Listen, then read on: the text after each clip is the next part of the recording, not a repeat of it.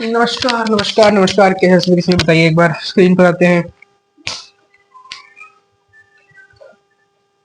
हाय, hello everyone, कैसे हैं सभी के सभी? फाइन हो गए, बढ़िया हो गए और ढेर सारे मजे के साथ हो गए। Welcome back to the edu zone, हमारा अपना प्यारा चैनल जहां पर हम इंटरेक्ट करते हैं और लर्न करते हैं। ठीक, इसी के साथ स्टार्ट करते हैं आज की इस वीडियो को। भाई साहब, कुछ तो खतरनाक से बन रहा है आज घर में। इतने खतरनाक तीखे वाले प्याज काटे जा रहे हैं भाई। ये डोर बंद है, उसके बाद भी अंदर तक वो प्याज का पूरा जो वो होता है ना, वो आ रहा है, आंखों में लग रहा है भाई, खतरनाक। लेकिन कोई बात नहीं, स्टार्ट करते हैं आज की इस वीडियो को। चल कह रहा है अंडरस्टैंडिंग मीडिया, हमारा टॉपिक चल रहा था। 4 दिन का चैप्टर था, जिसमें कल एक लेक्चर हमने लिया है, टुडे द सेकंड लेक्चर, और कल थ्योरी के बेसिस पे इसका आखिरी लेक्चर है। परसों एनसीईआरटी करके इस चैप्टर को भी हम एंड कर देंगे। ठीक, अगर एक बार पूरी कहानी को रिकॉल करने का ट्राई करें कि हमने क्या क्या पढ़ रखा है इस चैप्टर में। ठीक है, तो अंडरस्टैंडिंग मीडिया चैप्टर था बेसिकली। सबसे पहले तो हमने मीडिया के बारे में जाना कि मीडिया क्या है। तो मीडिया एक फॉर्म ऑफ कम्युनिकेशन है जिससे न्यूज या फिर नॉलेज या फिर कोई भी इंफॉर्मेशन है वो एक पार्ट से दूसरे पार्ट में पहुंचती है, दैट इज मीडिया। ठीक, यही जब काम एक मास लेवल पे होता है, एक बहुत बड़े लेवल पे होता है, उसको हम कहते हैं मास मीडिया। मास मीडिया के हमने एग्जांपल्स देखे, television, mobile phones, newspapers, magazines, ये सारे। ठीक, फिर हमने देखा कि हम मीडिया को 2 कैटेगरीज में डिवाइड कर सकते हैं, एक प्रिंट मीडिया और दूसरा इलेक्ट्रॉनिक मीडिया। इलेक्ट्रॉनिक मीडिया वो मीडिया जो कहीं ना कहीं डिजिटल फॉर्म में कन्वे होती है, जैसे मोबाइल फोन्स, टेलीविजन, रेडियो, ये सारी। और प्रिंट मीडिया जो प्रिंटेड फॉर्म में आती है, जैसे न्यूज़पेपर, बुक्स, मैगजीन्स, ये सारी चीजें। ठीक, फिर हमने देखा कि क्योंकि मीडिया एक ऐसी चीज है जिसकी technologies day by day change होती रहती हैं, इंप्रूव होती रहती हैं, और बहुत सारे अदर एस्पेक्ट्स भी होते हैं, जैसे जो लोग काम कर रहे हैं उनको भी पे करना होता है। तो इन सारी चीजों के लिए मीडिया को बहुत ज्यादा पैसे चाहिए होते हैं, मीडिया को बहुत ज्यादा बजट बनाना पड़ता है। तो बजट वो रिकवर कहां से करती है? एडवर्टीजमेंट्स के थ्रू। ठीक, एडवर्टीजमेंट वो किस तरीके करती है वो भी हमने लास्ट लेक्चर के लास्ट पार्ट में देख लिया था। ठीक, बताओ, दौड़ गई कहानी पूरी नजरों के सामने से एक बार पिछले लेक्चर की? रिकॉल हो गया पूरा एक बार? चलो अब स्टार्ट करते हैं हमारे आज के टॉपिक को। आज का टॉपिक हमारे पास क्या है? Media and democracy. In a democracy, the media plays a very important role in providing news and discussing events taking place in the country and the world. It is on the basis of the information that citizens can, for example, learn how government works. ठीक, तो media and democracy कहां दिया ये? ठीक, topic है हमारा media and democracy. Media and democracy. ठीक, इस टॉपिक में बेसिकली हम मीडिया को डेमोक्रेसी से रिलेट करने वाले हैं कि किस तरह से media is helpful in democracy, किस तरह से मीडिया का एक बहुत इंपॉर्टेंट रोल होता है डेमोक्रेसी में। ठीक, सर मीडिया का डेमोक्रेसी में रोल होता है या फिर डेमोक्रेसी का रोल मीडिया करती है? तो ठीक है, इतना सच नहीं बोलना होता है। ठीक है, स्टार्ट करते हैं। तो बेसिकली क्या बताया गया है कि मीडिया एक बहुत इंपॉर्टेंट रोल प्ले करती है हमारी डेमोक्रेसी में। बड़ा बस कहने की बात है, ऐसा कुछ नहीं होता। ठीक, लेकिन फिर भी क्या कहा गया है कि मीडिया एक बहुत इंपॉर्टेंट रोल प्ले करती है हमारी डेमोक्रेसी में। क्यों? क्योंकि डेमोक्रेसी में कंट्री के अंदर जो भी सारी सिचुएशंस हो रही होती हैं, जो भी कोई नई चीजें होती हैं या फिर जो भी चीजें होती हैं डेमोक्रेसी के अंदर एक कंट्री में, वो सारी चीजें अगर उसके सिटीजन्स को पता चल पाती हैं तो सिर्फ और सिर्फ मीडिया की वजह से। ठीक, तो यही कारण है जिसकी वजह से हम ये कह रहे हैं कि मीडिया का एक बहुत इंपॉर्टेंट रोल होता है किस चीज में? डेमोक्रेसी में। ठीक,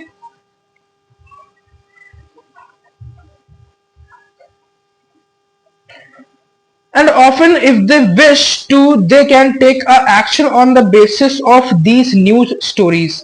Some of the ways in which they can do this is by writing letters to the concerned minister, organizing a public protest, starting a signature campaign, asking the government to rethink its program, etc. ठीक, तो क्या बताया गया है कि जब media का involvement होता है हमारी डेमोक्रेसी में, तो उससे होता क्या है कि जो सिटीजन्स है कंट्री के, उनको डेमोक्रेसी के बारे में पता चलता है कि किस तरह से गवर्नमेंट वर्क कर रही है, प्रॉपरली वर्क कर रही है कि नहीं कर रही है, तो उसके बेसिस पे वो अपनी जजमेंट बनाते हैं, उसके बेसिस पे वो अपना माइंडसेट डेवलप करते हैं कि उनको गवर्नमेंट का सपोर्ट करना है या फिर गवर्नमेंट को अपोज करना है। अगर मान लो कोई ऐसा डिसीजन गवर्नमेंट लेती है जिसको लोग अपोज करते हैं, तो इसी मीडिया के चलते ही वो उस डिसीजन को अपोज कर पाते हैं। अच्छा, किस तरह से अपोज करते हैं? तो प्रोटेस्ट ऑर्गेनाइज करते हैं, प्रोटेस्ट ऑर्गेनाइज करने के साथ साथ लेटर्स लिखते हैं, ठीक, कैंपेन चलाते हैं, ये सारी चीजें, ठीक है।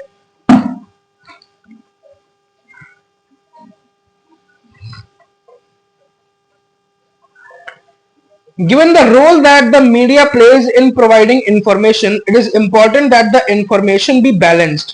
Let us understand what we mean by a balanced media report by reading two versions of the same news event given on the next page. ठीक, तो क्या बताया गया है कि सिंस मीडिया का एक इतना इंपॉर्टेंट रोल है कि उससे सिटीजन्स जो है वो अपने ओपिनियन को शेप करते हैं, अपने आने वाले एक्शंस को वो लेते हैं, तो ये बहुत जरूरी है कि मीडिया इम्पार्शियल हो, यानी कि मीडिया किसी के साथ पार्शियलिटी ना करे, एक बैलेंस्ड मीडिया हो, ठीक। अब बैलेंस्ड मीडिया से हम क्या समझना चाहते हैं, तो उसके बारे में एक आर्टिकल दिया है नेक्स्ट पेज पे, दो न्यूज आर्टिकल्स दिए हुए हैं, ठीक, इसको पढ़ना। ये देखो, ये दो न्यूज आर्टिकल्स हैं, ये यहां पे हमने खत्म किया, देखो इस पेज पे हमने खत्म किया, ये नेक्स्ट पेज पे आओगे, ये दो न्यूज आर्टिकल्स दिए हुए हैं, इनको देखना, ठीक। तो इन दोनों न्यूज आर्टिकल्स में क्या दिया, मैं तुमको एक समरी बता देता हूं, ठीक। एक इवेंट होता है जहां पर एक कोई सिटी है, वहां पे रेजिडेंशियल एरियाज के अंदर बहुत सारी ऐसी फैक्ट्रीज हैं जो पोल्यूशन कॉज करती हैं, ठीक। तो वहां पे डिमांड हो रही है कि इन रेजिडेंशियल एरिया में जो फैक्ट्रीज हैं उनको डिसलोकेट किया जाए, उनको उस रेजिडेंशियल एरिया से निकाल कहीं और शिफ्ट किया जाए, ठीक। तो जो पहला न्यूज़पेपर है वो गवर्नमेंट के सपोर्ट में बात कर रहा है, सॉरी, जो पहला न्यूज़पेपर है वो प्रोटेस्टर्स के सपोर्ट में बात कर रहा है कि किस तरह से उन फैक्ट्रीज को रिमूव करना वहां से इंपॉर्टेंट है, ठीक, और क्या गवर्नमेंट की फॉल्ट्स हैं, वो सारी चीजें पहले न्यूज़पेपर में बताई गई हैं।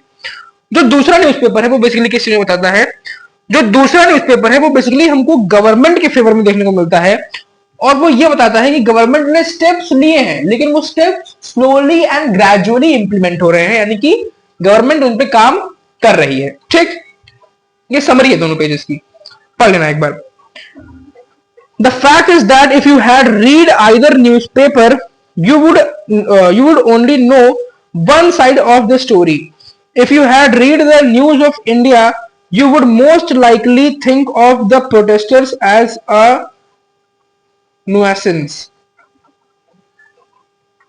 ठीक, तो क्या बताया गया है कि अगर आपने दोनों में से कोई एक न्यूज़पेपर पढ़ा है तो आप उस न्यूज की जो फुल स्टोरी है, जो न्यूज की सच्चाई है, वो नहीं जान पाओगे। क्यों? क्योंकि अगर आपने न्यूज ऑफ इंडिया का आर्टिकल पढ़ा है तो उसमें प्रोटेस्टर्स को सही साबित किया गया है, प्रोटेस्टर्स के साइड में रह के, प्रोटेस्टर्स के साथ में मतलब रह के इसको आर्टिकल को पब्लिश किया गया है, मतलब प्रोटेस्टर्स की तरफ से इसको पब्लिश किया है, लगभग एक तरह से उनको सपोर्ट किया गया है।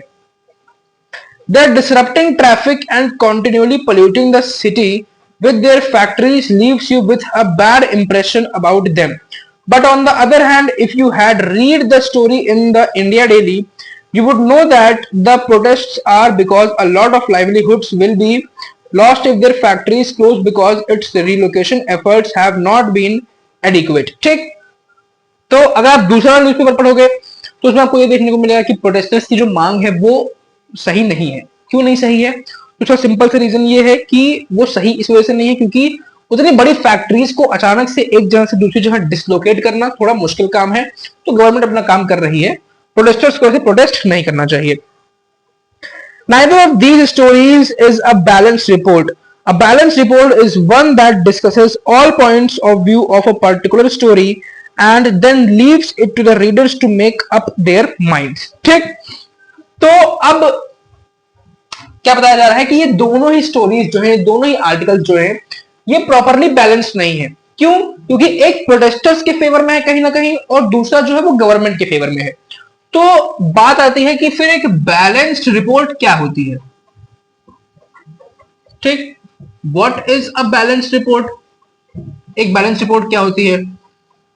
तो अगर बात करें एक बैलेंस रिपोर्ट की, तो बैलेंस रिपोर्ट एक ऐसी रिपोर्ट या फिर एक ऐसा न्यूज जहां पर आप दोनों पॉइंट ऑफ व्यूज को एक साथ प्रेजेंट करें बिना पार्शियल हुए। ठीक, यानी कि जो प्रोटेस्टर्स का व्यू है आप उसको भी अपने न्यूज में इंक्लूड करें, और जो गवर्नमेंट के स्टेप्स हैं आप उनको भी अपने न्यूज में इंक्लूड करें, और जो डिसीजन है वो डिसीजन किस पे छोड़ दें? रीडर्स पे। ठीक, यानी कि आप कोई एक डिसीजन पे ना पहुंचे, आप क्या करें? सिर्फ और सिर्फ जो दोनों कम्युनिटीज के पॉइंट ऑफ व्यू हैं, आप सिर्फ उन दोनों कम्युनिटीज के पॉइंट ऑफ व्यू को प्रेजेंट करें। बाकी जो डिसीजन लेना है कि कौन सही है कौन गलत, वो अपने रीडर्स पे आप छोड़ दें। ठीक, समझ आया? आप बताओ।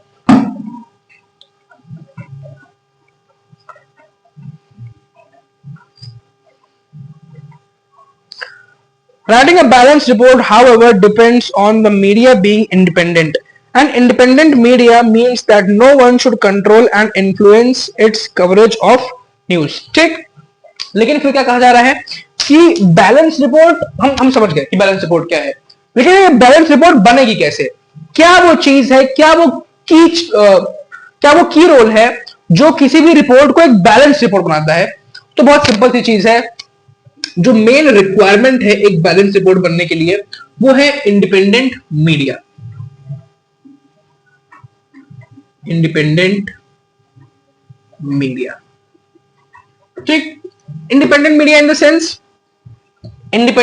सेंस कि मीडिया ऐसी होनी चाहिए कि उसकी कवरेज पे किसी का इंफ्लुएंस ना हो। मतलब जो वो रिपोर्टिंग कर रही है, जो अपनी रिपोर्ट तैयार कर रही है, जो अपनी वो न्यूज तैयार कर रही है, उसमें किसी भी अपर पावर का या फिर किसी भी इंफ्लुएंशियल पावर का कोई इसमें इंफ्लुएंस ना हो, कोई उसमें रोक टोक ना कर सके। मीडिया जो चाहे वो लिखे, मीडिया जो चाहे वो जिस तरीके से चाहे वो उस तरीके से प्रेजेंट करे, ठीक। लेकिन ये जो चीज है ना इंडिपेंडेंट मीडिया, ये इम्पॉसिबल है, ठीक। क्योंकि हमको देखने को मिलता है अपने आसपास भी, इंडिया में अगर बात करें तो सिर्फ अभी के टाइम पीरियड की बात नहीं। पहली चीज तो मैं ये कोई एक पॉलिटिकल स्टेटमेंट नहीं दे रहा हूं, मैं एक जनरल चीज बता रहा हूं कि किसी भी कंट्री की मीडिया उठा लो, अपनी कंट्री की छोड़ दो, तो किसी भी कंट्री की जब मीडिया उठाओगे ना, तो उस पर कहीं ना कहीं जो रूलिंग पार्टी होती है उसका इन्फ्लुएंस होता ही होता है। तुम कितने भी बड़ी से बड़ी डेमोक्रेसी उठा लो, कितने भाई इम्पार्शियल से इम्पार्शियल कंट्री उठा लो, लेकिन वहां की जो मीडिया होगी ना वो पक्का इन्फ्लुएंस होगी वहां की रूलिंग गवर्नमेंट से, ठीक। क्योंकि गवर्नमेंट कितनी भी अच्छी हो, लेकिन कुछ ना कुछ कमियां सब में होती हैं, और उन्हीं कमियों को छुपाने के चक्कर में लोग मीडिया को इन्फ्लुएंस करते हैं। हाँ, एक डिफरेंस होता है कि कहीं कहीं पर कमियां बहुत ज्यादा होती हैं, तो उनको छुपाने के लिए मीडिया पे बहुत ज्यादा इन्फ्लुएंस किया जाता है। कहीं कहीं पर कमियां कम होती हैं, तो उनको छुपाने के लिए मीडिया पे इन्फ्लुएंस कम किया जाता है। लेकिन आई कैन बेट यू कि ऐसी कोई कंट्री नहीं है जहां पर मीडिया को इन्फ्लुएंस रूलिंग पार्टी ना करती हो, ठीक।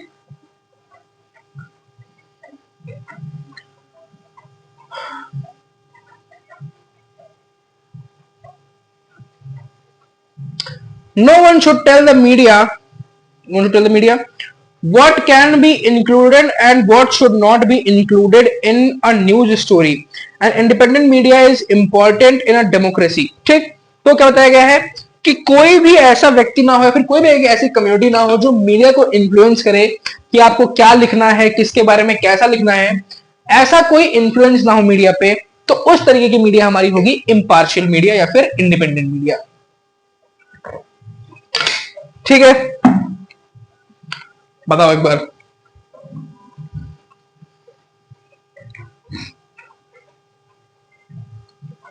एंड इंडिपेंडेंट मीडिया इज, अच्छा ये तो हो चुका है ना। As you read above, it is on the basis of the information that the media provides that we take action as citizens, so it is important that this information is reliable and not biased, ठीक। तो क्या बताया गया है कि अभी हमने ऊपर पढ़ा कि मीडिया जो इंफॉर्मेशन हमारे सामने प्रेजेंट करती है, उसी इंफॉर्मेशन के बेसिस पे हम अपना माइंड को चेंज करते हैं, हम अपने डिसीजंस को फ्रेम करते हैं और गवर्नमेंट चूज करने में डिसीजंस लेते हैं। लेकिन तो इसी के चलते ये बहुत इंपॉर्टेंट हो जाता है कि मीडिया जो हो वो बायस्ड ना हो, यानी कि मीडिया किसी एक गवर्नमेंट को या फिर किसी एक पार्टी को या फिर किसी एक लीडर को सपोर्ट ना कर रही हो, ठीक। However, the reality is that media is far from independent. This is mainly because of two reasons. ठीक, तो क्या बताया गया, देखो तुम्हारे बुक में भी लिखा है कि ये ऑन पेपर तो है कि मीडिया इंडिपेंडेंट है, हमारे यहाँ की मीडिया इंडिपेंडेंट, हमारे यहाँ की मीडिया इंडिपेंडेंट है, हमारे यहाँ की मीडिया पे किसी का कोई इन्फ्लुएंस नहीं है, लेकिन ऐसा नहीं है। तुम्हारे एनसीईआरटी में भी लिखा है कि ऐसा ऑन ग्राउंड नहीं है। क्यों? मेनली दो रीजन है। क्या रीजन है? The first is the control that government has on the media. When the government prevents either a news item or scenes from a movie or the lyrics of a song from being shared with the larger public, this is referred to as censorship. ठीक, तो क्या बताया गया है? Why media is impartial अगर बात करें, sorry, why media is biased. Media biased क्यों है? तो उसके दो मेन रीजन है। पहला है सेंसरशिप।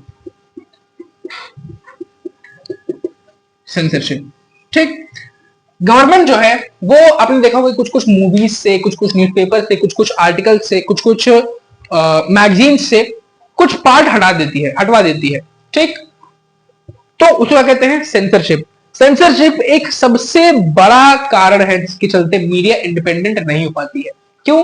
क्योंकि गवर्नमेंट अपने हिसाब से सेंसरशिप करती है। सेंसरशिप इज इंपॉर्टेंट, सेंसरशिप बहुत इंपॉर्टेंट है, लेकिन एक हद तक, जब तक आप उस सेंसरशिप का अच्छे से यूज कर रहे हो। लेकिन आज के टाइम में गवर्नमेंट सेंसरशिप का यूज करती है अपने खिलाफ प्रिंट होने वाली न्यूज को हटाने के लिए, ठीक। There have been periods in India history when the government censored the media. The worst of these was the emergency between 1975 to 1977. ठीक, तो क्या बताया गया है कि बहुत बार ऐसा हमको देखने को मिला है जब गवर्नमेंट ने अपने फायदे के लिए मीडिया को सेंसर किया है, मीडिया को गलत तरीके से रिप्रेजेंट किया है। इसमें सबसे बड़ा एग्जांपल है इमरजेंसी। जो इमरजेंसी इंडिया में लाई गई थी इंदिरा गांधी जी के टाइम पीरियड में, उस टाइम पे मीडिया को बहुत बुरी तरीके से इन्फ्लुएंस किया था गवर्नमेंट ने, ठीक। आज इतना ही रखते हैं, कल नेक्स्ट पार्ट से उठाएंगे। जाते जाते एक चीज कहना चाहूंगा कि पॉलिटिक्स एक ऐसा सब्जेक्ट है जिसमें आप खुल के बोल नहीं सकते।